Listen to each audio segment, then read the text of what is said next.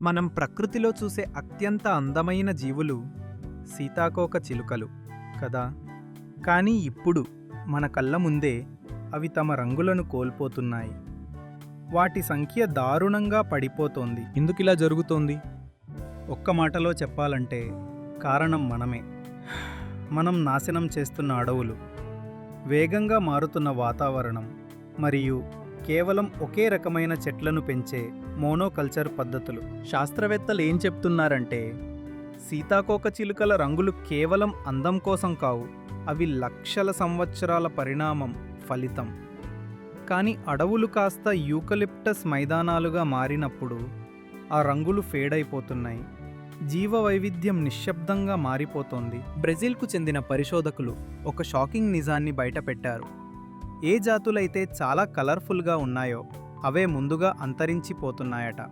వాటి సహజ నివాసం హ్యాబిటేట్ మన చర్యల వల్ల నాశనం కావడమే దీనికి కారణం. సైంటిస్టులు దీనిని డిస్కలరేషన్ అని పిలుస్తున్నారు. ఇది ఒక కొత్త పర్యావరణ సంక్షోభ సంకేతం. ఒక చిన్న ఉదాహరణ. అమెరికాలో గత 20 ఏళ్లలో బటర్ఫ్లై జనాభా 22% పడిపోయింది.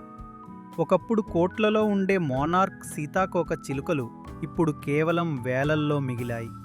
సైంటిస్టుల ప్రకారం ప్రస్తుత పరిస్థితుల్లో ఇవి పూర్తిగా అంతరించిపోవడం దాదాపు ఖాయం. ఇది కేవలం బటర్ఫ్లైస్ గురించే కాదు.